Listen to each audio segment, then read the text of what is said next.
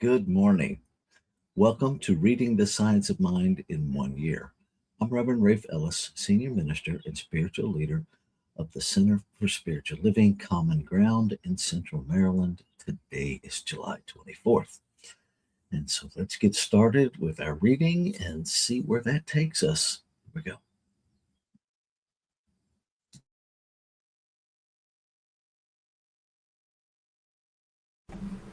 Reading for July 24th, Science of Mind, A Philosophy of Faith, A Way of Life by Ernest Holmes.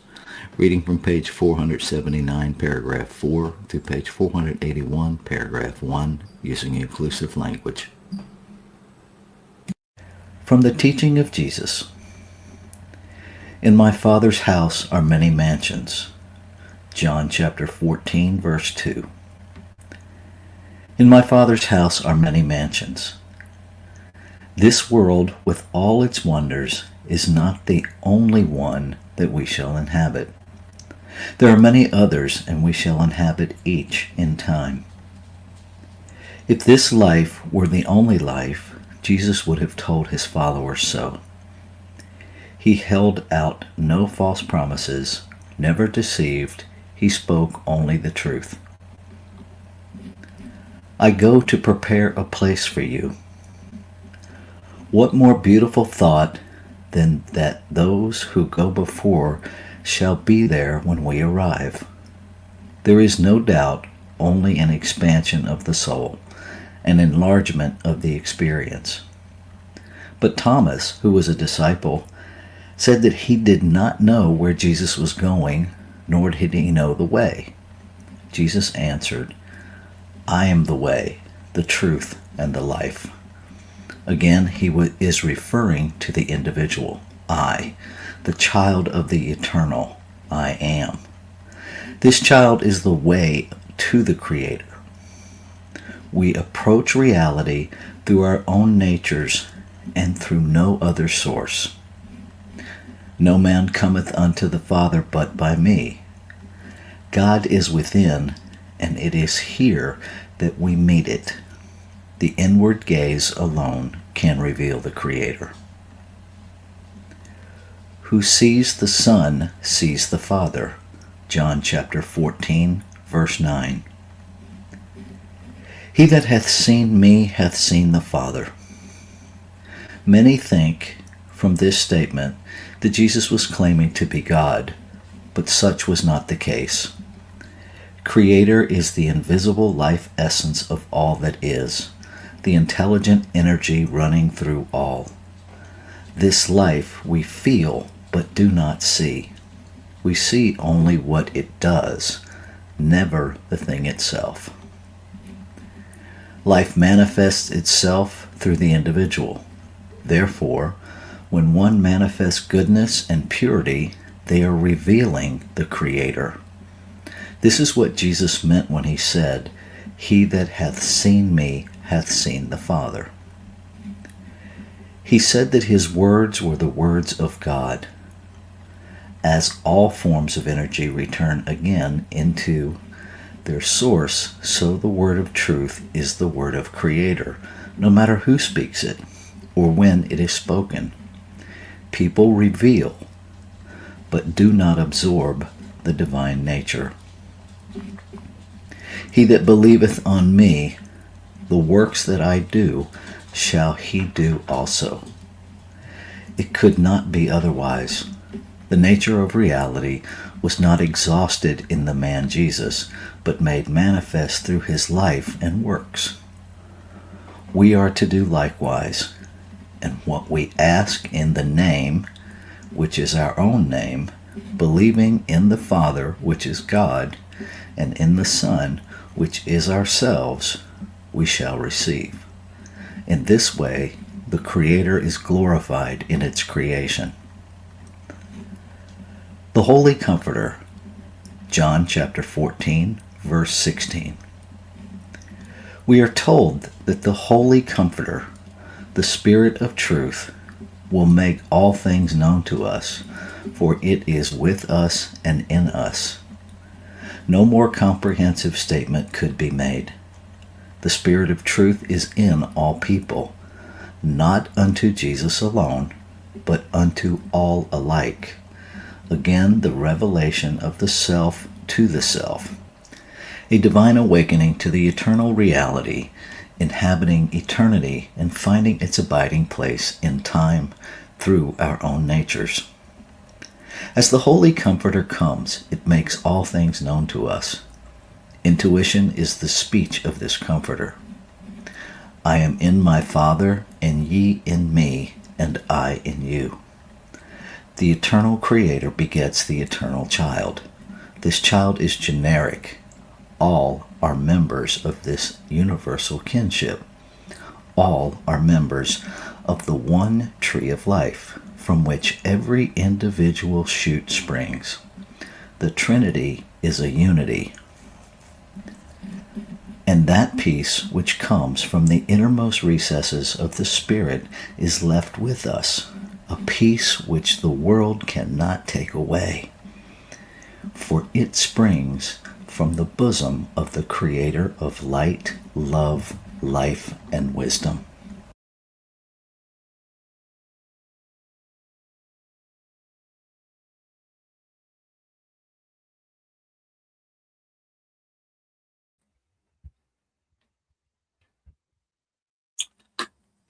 It's always interesting to read how Holmes works through explaining his interpretation, the metaphysical interpretation of the Bible. And I believe that he spends so much time of the book, so much space in the book doing that, because that really seems to be the place where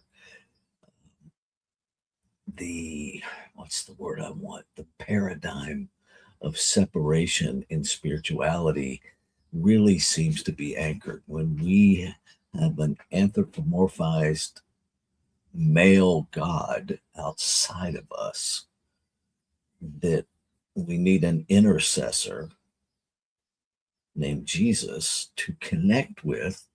Um, that's the antithesis of what we teach in metaphysics and science of mind. And so I think he takes so much time to unravel that, to offer us a different way to look at and experience that. Because it's, in order to experience our wholeness, in order to experience our unity, we have to neutralize the unconscious thought that is operating in mind. And it doesn't matter if we've never been inside of a church, right? And I think sometimes that's the hard thing to get about this wholeness of one, that we're all subjected to live within, and it lives within us, the collective thought of humanity. Because we're all using mind, one mind, consciousness. Um, it's not our opinion, it's not our experience, it is what we're born into. And it's operating in mind, not necessarily in our aware thoughts, but in mind. And so Holmes is offering us a way to excavate the divine self, a way to uncover what's already present. We're not adding something, we're finding and connecting with the essence of us. God is the invisible life essence of all that is, the intelligent energy running through all.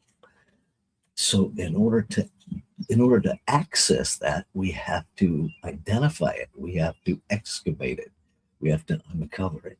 And in order to do that, we have to remove everything that's not it to neutralize everything that separates us from that. This life we feel but do not see. Uh, there's a process, at least for I've experienced it as a process of getting comfortable with the mystery and the understanding that I see the evidence of that invisible substance, that invisible energy. But I never actually see that. I see it expressed, individualized in form, right? But I don't ever see the actual substance that is individualized because it's pure energy. We see only what it does, never the thing itself. I personally find that comforting, and we all get to experience it however we get to experience it. I really appreciate that Holmes puts it out there so we can at least consider to stop looking for it, to stop looking to see the thing itself and understand the interconnectedness of life, that the unseen is expressing itself in the seen everywhere we look, that everything we do see is this divine essence individualized. Um, and it's through, I love that he uses the word revelation, the revelation of the self to the self, a divine awakening of the eternal reality inhabiting eternity and finding its abiding place in time through our own natures.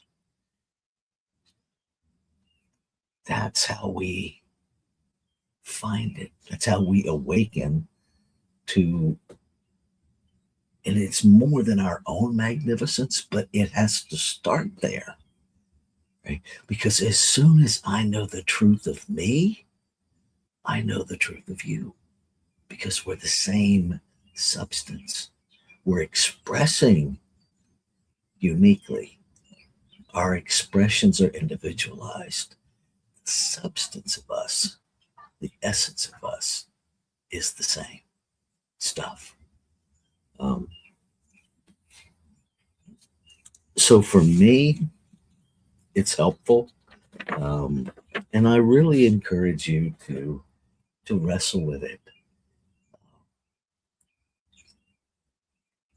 to allow yourself the privilege of, I don't know, I'm willing to know. And if you are solidly in the I get it camp, great. Um, and if you're just starting this journey, it's okay to not know yet.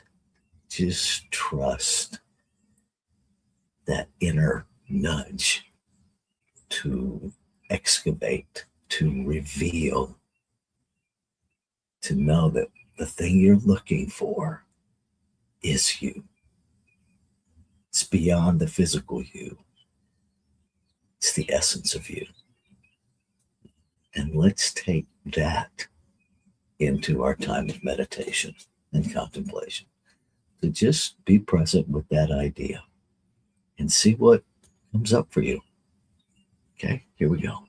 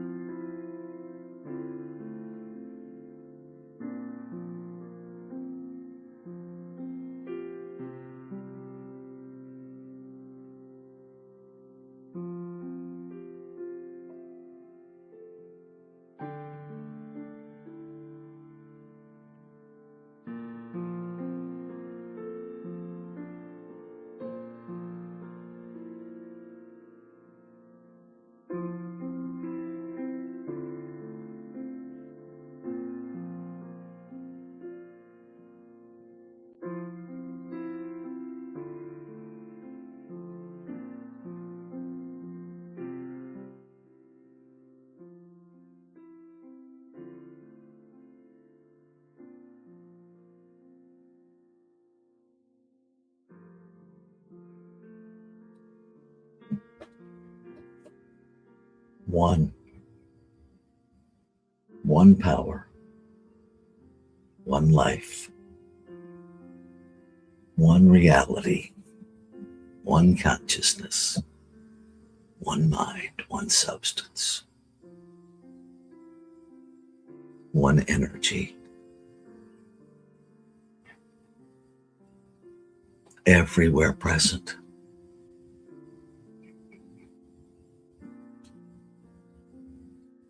One known by many names.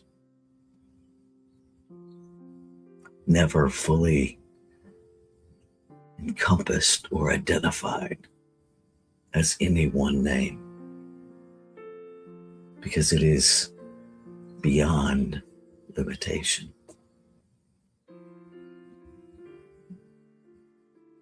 It is each name and no name.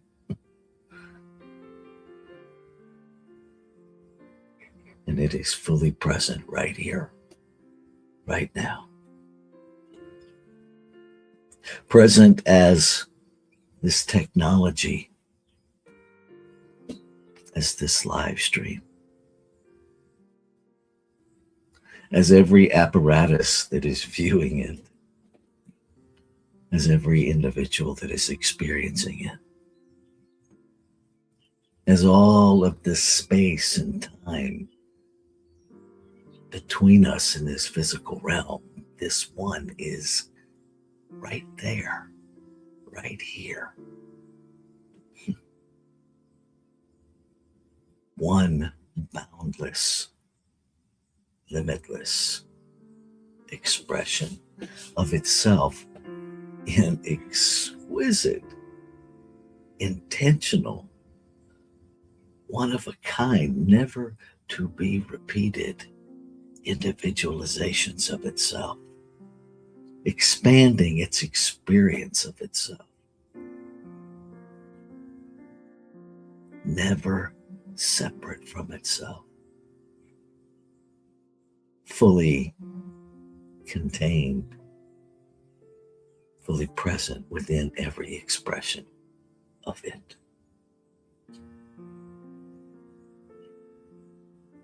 And I know that I am that in form. And I let that knowing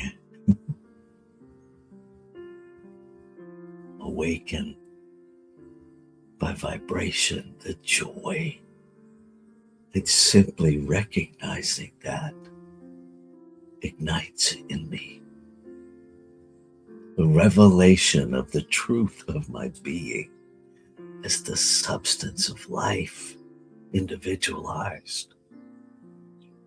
Oh my God.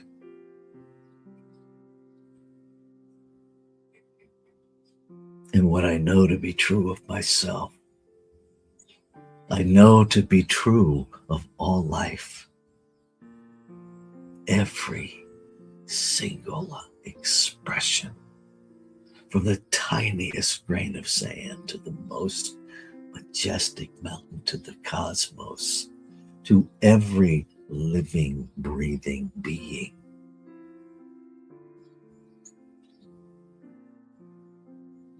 Every bug, every animal, every person, everything. This one infinite everything expressing, individualized.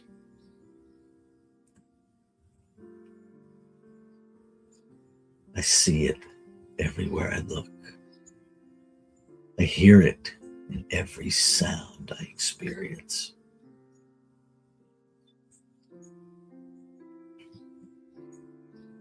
And so I speak my word with full recognition that my word is that infinite everything within me, speaking the desire of itself to experience, to express. And I affirm the wholeness of creation. I affirm an awakening into an palpable experience of the wholeness of creation. An experience of the absolute reality of our being, of all beingness, within every sentient being. That experience of the self, recognizing the self revealing the self to the self. That moment of awe and wonder.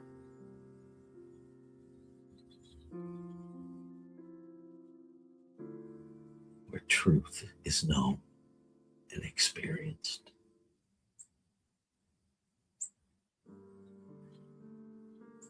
And I am grateful. I'm grateful for the activity of this one wholeness. The doer, the unseen operation that I call awe. It simply responds yes. It is that aspect of the creative process that simply acts, simply does, without regard to what it does. It simply receives the desire, acts upon it, and makes it so. And it does it every single time, to every single desire. And so I know in the truth of this triune nature of creation, in the creative process of life, I know that it's already done.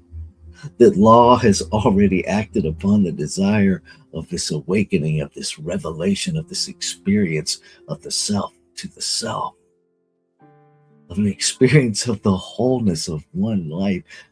It's already done. So I can stand in the agency and the authority of the divine unfolding of life and let go. Let go of all of my human doubts. Let go of all of the static in my brain. And remind myself over and over again that it is done. Let go.